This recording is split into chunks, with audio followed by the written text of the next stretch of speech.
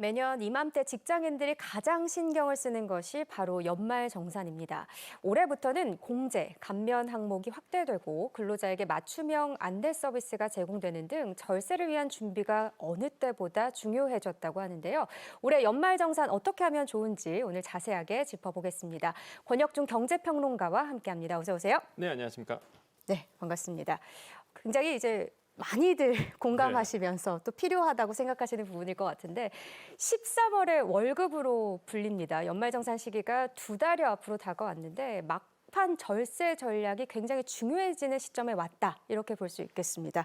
지난 5일이죠. 국세청이 연말정산 미리 보기 서비스를 또 개통을 했고 이게 어떤 서비스인지 전반적으로 좀 쉽게 설명을 좀 해주세요. 네, 일단 연말정산이 무엇인지를 좀 아셔야 되겠죠. 일단 근로소득자 같은 경우는 근로소득세를 냅니다. 원천징수하거든요. 그러니까 이게 정확한 계산이 아닙니다. 먼저 미리 내는 거예요. 그럼 내가 먼저 미리 냈기 때문에 이거를 실제 내야 될 세금과 같이 정산을 한번 해야 됩니다. 내가 더 냈나? 아니면 내가 덜 냈나? 이거를 하는 게 바로 이제는 연말정산이라고 보시면 되겠고요. 그런데 이제 연말정산 할 때에 이걸 미리 조금 계산해 볼 수 있도록 국세청이 시뮬레이션을 돌릴 수 있도록 시스템을 마련했어요. 그래서 연말정산 미리 보기 서비스인데 이게 5일부터 이제 서비스가 운영이 됐습니다. 그래서 연말정산 미리 보기 서비스는 올해 1월부터 9월까지의 이제 신용 체크카드 사용액 이런 것들이 이미 다 있잖아요, 데이터가. 이거와 이제 비교를 해서 미리 좀 계산해 볼 수 있도록 한 거다. 이렇게 정의할 수 있겠고. 그러면은 뭐 올해 연봉 집어넣고요. 그다음에 내가 냈던 뭐 주택자금이라든지 의료비, 뭐 보험료 이런 것들이 이제 다 기입하게 됩니다. 이런 것과 이제 딱 데이터를 넣으면은 알아서 일단 어느 정도 내가 작년에 공제 받았던과 비교해서 이 정도는 조금 내가 공제 받을 수 있구나. 아니면 내가 더 내야 되겠구나, 덜 내야 되겠구나. 요게 조금 나오거든요. 그래서 그렇게 되면 뭐가 좋느냐? 내가 좀 세금을 더 내야 되네? 그러면 남아있는 10월, 11월, 12월 달에 내가 어떻게 좀 소비를 해야 내가 좀 공제를 더 받을 수 있고 아니면은 내야 될 돈을 좀 줄일 수 있겠구나라고 미리 알 수 있는 거죠. 그래서 직장인들한테는 거의 뭐 필수적인 서비스다. 그래서 많은 분들이 이 미리 보기 서비스를 이용하고 있고요. 홈택스에서 당연히 이용 가능합니다. 방법은 간단합니다. 여러분 홈택스 들어가신 다음에 로그인 당연히 하시고요. 장려금, 연말정산, 기부금 이 카테고리가 있어요. 여기에 들어가시면 편리한 연말정산이라고 있을 겁니다. 요거를 클릭하시면 바로 사용할 수 있게 되고요. 맞춤형 안내 서비스도 이번에 좀 들어가는데 이게 6일부터 들어갔습니다. 이건 뭐냐면 작년에 내가 공제를 받지 못했어요. 근데 이번 연도에 이분 같은 경우에는 좀 공제를 받을 수 있겠다라고 가능성이 있으신 분들을 정부가 빅데이터를 통해서 조사를 했습니다. 이게 무려 52만 명이나 되는데 이런 분들에게 맞춤형으로 이제 알림 서비스를 가요. 그래서 정부가 대국민 서비스를 이렇게 하고 있다. 이렇게 저는 생각을 해보겠고요. 뭐 연말정산 하시면 다 아실 겁니다. 공제 항목 참 많죠. 뭐 신용체크카드, 의료비, 교육비, 뭐 주택자금, 연금저축 등등 정말 많습니다. 그런데 이 중에서 정말로 많은 분들이 궁금해하는 7가지가 있거든요. 그게 뭐냐? 뭐 장기 주택저당 차입금 이자 상환액이죠. 요거는 이제는 보통 주담대 받으신 분들, 내가 주담대를 받았다. 그럼 이자에 대해서 사실 공제를 받을 수 있거든요. 요거 부분, 그다음에 주택 임차 차입금 원리금 상환액, 그다음에 주택 마련 저축 소득 공제, 교육비, 기부금, 그다음에 월세 세액 공제. 이 월세 세액 공제 정말 청년들한테 굉장히 관심이 많은 거죠. 소중합니다. 맞아요. 그래서 이거에 대해서 또 확인할 수 있고 중소기업 취업자 소득세 감면 이런 7가지에 대해서 정말로 많이 질문하는 또한 궁금해하는 이 부분에 있어서도 확인할 수 있게 됩니다. 그리고 내가 연말정산에서 정말 궁금하다. 나는 이거는 좀 알고 싶다 하시는 분들은 국세청 콜센터가 있습니다. 126번이거든요. 국번 없이. 여기에 문의해 보시면 되겠습니다. 네, 이 부분 잘 참고를 하셔야 될 것 같고 연말정산에는 소득공제와 세액공제 이렇게 크게 2가지 공제가 있죠. 일반적으로 세액공제가 절세 효과가 더 크다고 하는데 이제 절세할 수 있는 그럼 어떤 것들이냐, 어떻게 절세할 수 있냐, 대략적인 꿀팁 오늘 전해 주셔야 할 것 같아요. 실제 우리가 연말정산한다. 그러면은 아까 말씀드린 것처럼 내가 내야 될 소금과 실제 이제 계산된 세금 이거를 정산하는 거잖아요. 그럼 보통 우리가 알려져 있는 거는 소득공제와 세액공제로 나눠지게 됩니다. 어떤 공제가 더 유리하냐? 그러니까 사실 내가 소득이 많다 하시는 분들은요. 소득공제가 좀 더 유리하죠. 내가 정말 소득에 대해서 그걸 차감해 주니까 아예 세액이 나오기 전까지. 근데 이제는 만약에 내가 소득이 많지 않다 그러면 그런 분들한테는 세액공제가 더 유리합니다. 왜 그러냐면 세액공제와 소득공제의 차이는 내가 과표가 나오기 전에 계산하냐 이거예요. 무슨 얘기냐? 내가 고소득자입니다. 그러면 소득을 깎아내는 게 과표가 적게 나오겠죠. 그런데 나는 소득이 많지 않아요. 그러면 아예 내가 정해진 소득, 내가 정해진 세금이 있습니다. 이거에 대해서 아예 그냥 차감하는 거예요. 이게 세액공제거든요. 그러니까 일반 분들한테는 사실 뭐 세액공제가 좀 더 낫겠죠. 내가 내야 될 세금이 딱 나온 다음에 예. 거기서 마이너스를 쳐주니까. 그런데 때로는 뭐 우리나라가 많은 분들이 사실 고소득자가 많거든요. 이런 분들한테는 때로는 또 소득공제가 유리할 수도 있습니다. 그래서 이렇게 소득공제와 세액공제로 좀 나눠볼 수 있는데 대표적인 소득공제는 여러분 다 아실 겁니다. 카드죠. 신용카드. 맞습니다. 네, 굉장히 현금융. 네, 많이들 사용하시고. 네. 이 부분이 이제는 대표적인 소득공제 항목인데 뭐 많이들 아실 거예요. 나의 급여의 25% 이상을 써야지만 이 카드에 대해서 이제 소득공제를 받을 수 있는 거고, 그 다음에 이제 부양가족 공제도 대표적입니다. 소득이 많은 배우자에게 또 몰아주는 것도 또 때로는 유리할 수도 있다라고 보시면 되겠고, 그 다음에 세액공제 부분 가보겠습니다. 대표적인 게 연금저축, 그 다음에 IRP라고 보통 얘기를 하는데요. 이런 연금저축과 IRP, 요거 같은 경우에도 대표적인 이제 세액공제이기도 합니다. 최대 내가 들어가게 되면 이 최대 900만 원까지 가능하거든요. 그러니까 연금저축 같은 경우에는 600만 원이고 IRP 같은 경우에는 최대 900만 원까지인데 어차피 합산해서 900이에요. 그러면 내가 최대 합산해서 900만 원 넣었다. 그렇게 된다 그러면 16.5%의 공제율을 적용받습니다. 그러면 계산해 보면은 148만 원까지 이제 공제를 받을 수 있게 되고요. 요거는 여러분 연금저축이나 IRP는 연말까지 가능해요. 그래서 이게 팁은 뭐냐 그러면 내가 좀 세금이 좀 많이 나올 것 같아요. 예. 그러면 세금을 깎기 위해서 세액공제로 내가 집어넣는다 그러면 연말에 최대 금액 900만 원까지 일시불로 넘으면 요거 이제는 148만 원까지 또 환급이 됩니다. 그래서 이런 것도 이제 꿀팁이라고 보시면 되겠고, 그다음에 의료비 세액공제도 있죠. 당연히 부양가족 소득 나이 제한 없습니다. 요것도 우리가 좀 체크해 볼 만하고요. 월세 세액공제 총급여 8천만 원 이하 무주택이죠. 그래서 월세 17% 소득공제, 세액공제를 받을 수 있기 때문에 이런 부분도 우리가 알아두시면 굉장히 좀 도움이 될 것 같고, 월세는요 항상 젊은 분들이 많이 하시는데 이 영수증 꼭 체크하셔야 됩니다. 예, 영수증 이거 없으면 또 안 돼요. 아니면 내가 집주인에게 이체했다는 거 명확하게 있어야 되거든요. 예. 네, 이런 것도 좀 유념하시길 바라겠습니다. 네, 꿀팁을 정말 세세하게 얘기를 해주셨는데 우리 신용 체크카드 소득공제 관련돼서 좀 자세하게 얘기해보면 좋을 것 같아요. 이제 중요한 거는 이제 2달 정도 남았단 말이죠. 네. 그럼 내가 어디에 얼마를 쓰느냐에 따라서 이제 절세 소득을 어떻게 좀 공제를 받느냐가 중요해질 것 같습니다. 신용카드, 현금, 체크카드 중에 뭘 쓰는 게 어디에 쓰는 게 나은가 이런 것도 궁금하실 것 같아요. 예. 뭐 당연한 얘기겠지만 체크카드 쓰는 게 좋아요, 항상. 뭐든지 이제 소비도 줄일 수 있고 그다음에 내가 있는 돈 갖고 쓰다 보니까 좋은데, 근데 많은 분들이 사실 현실이 그렇지 않다 보니까 신용카드를 많이 쓰고 있는 편이죠. 신용카드의 이제 공제율은 15%고요. 체크와 현금 영수증은 30%, 그다음에 전통시장 같은 대중교통은 40%의 이제 공제율을 적용을 받죠. 그런데 이제 중요한 건 그겁니다. 내 연봉에서 총 급여의 이 25%를 넘어가야지만 사실 공제를 받거든요. 예. 그러니까 더 써야 되는 거예요, 일단.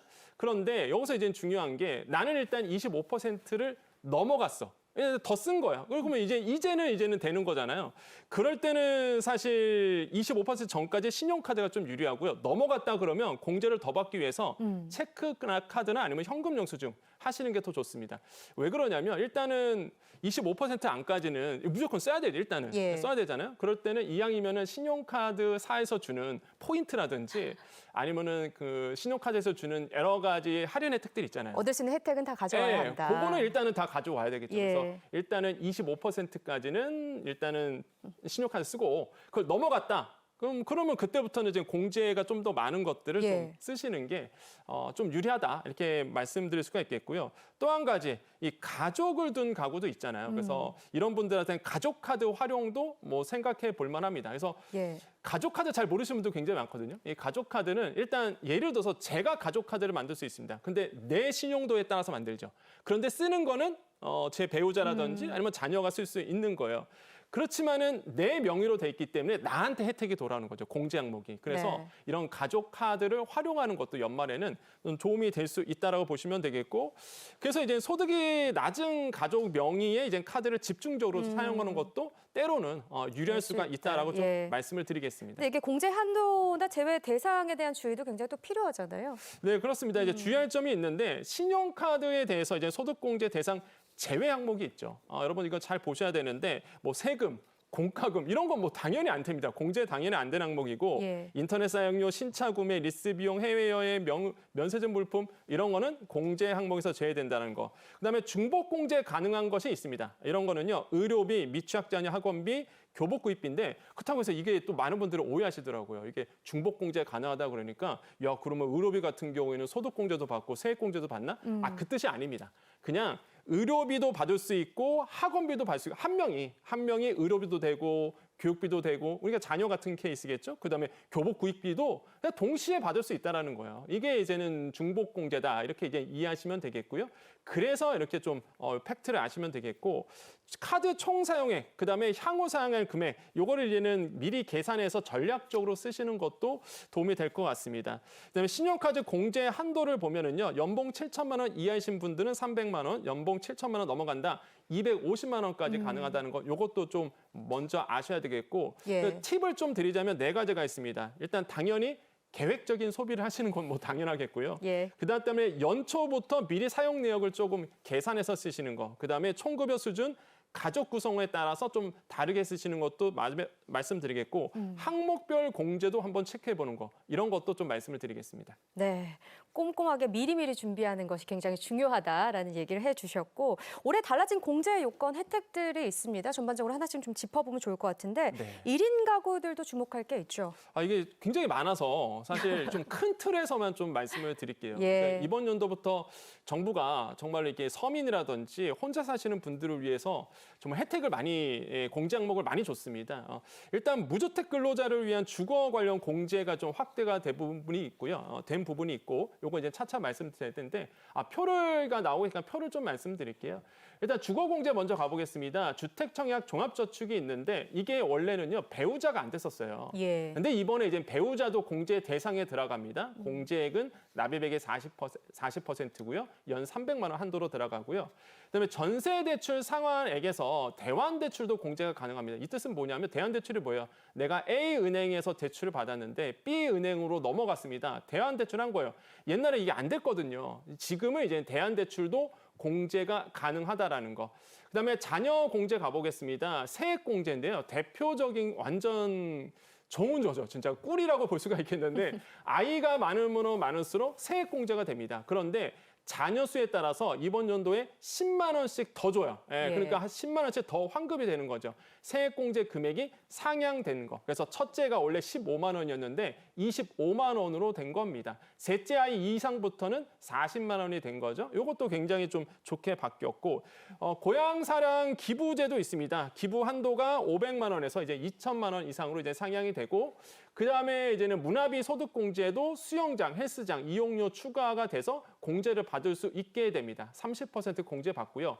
청년연 장기 펀드 그다음에 노란우산 공제. 노란우산 공제는 이제는 소상공인이나 이제 법인 이번에 이제는 좀 바뀐 게 이거예요. 원래 법인은 안 됐었거든요. 법인 대표는. 근데 총급여 8천만 원 이하이신 법인 대표는 이번에 노란우산 공제 받을 수 있어요. 그래서 네. 이것도 굉장히 좋게 바뀐 부분이다. 이렇게 우리가 좀 정리해 볼 수 있겠습니다. 알겠습니다. 하나하나 표를 보면서 간단하게 지금 설명을 해주셨는데 주택마련저축 소득공제 대상이 배우자까지 확대가 됐고 한도도 상향이 된 거죠? 네, 그렇습니다. 실제 이제 한도도 상향이 됐는데 먼저 이제 차근차근 하나씩 좀 말씀드리겠습니다. 예. 무주택 근로자에 대해서 주거 공제 한도가 확대가 됐다고 말씀드렸잖아요. 대표적인 게 아까 말씀드렸던 배우자도 이제 공제를 받을 수 있다라는 거. 그러니까 배우자도 이제 포함이 된 거죠.